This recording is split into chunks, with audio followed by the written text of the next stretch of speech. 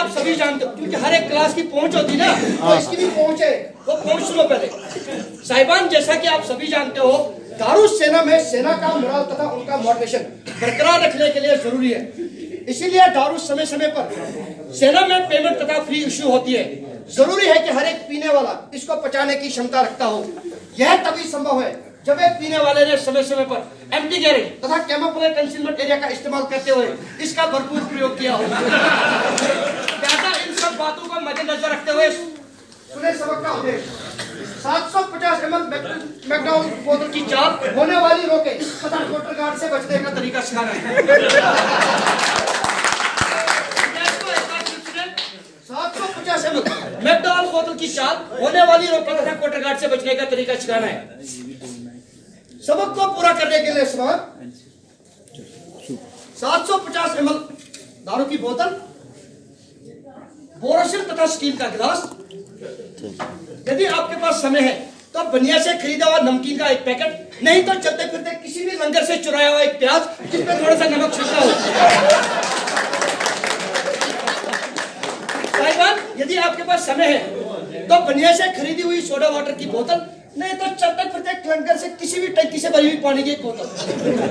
साहिबान, ध्यान रखें, जब एक पीने वाला बड़ी मुश्किल से एसएम साहब तथा सीएसडी एनसीओ के तरले कर करके एक बोतल का जुगाड़ करता है, बोतल का जुगाड़ करते समय ध्यान में रखने वाली बात है, बोतल को इस प्रकार से छुपाया जाए ताकि सीओ साहब तथा उसके खबरी लालों को कानून का खबर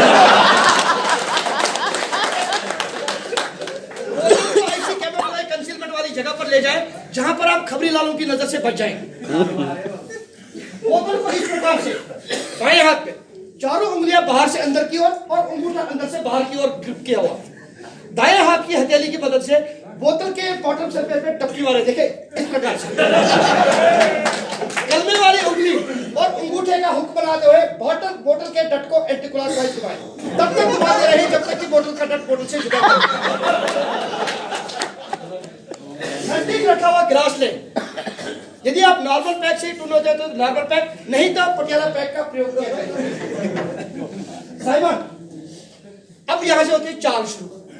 जो ही दारू हलक से नीचे चली जाती है, दारू गैस की शक्ल इख्तियार करती है, जिससे हम सीनियर तथा जूनियर की पहचान हो जाते हैं। अब आगे रोके, ये थी चाल। अब आगे रोके दो प्रकार की, सीनियर तथा जूनियर की पहचान खो जाना, जिससे क्वार्टर गार्ड का रास्ता दिखना। दूसरी रोक है, यदि आप क्वार्टर में हो या घर में हो तो फैमिली की रोक, वो बहुत ही खतरनाक रोक है। अब इन दोनों रोकों के लिए यदि आप टून हो जाते हो तो जैसे इस टाइम पर है तो सीधे अपने बिस्तर का रुख करें, गड्डी को 11 नंबर गैरेज में लगाकर चुपचाप सो जाएं।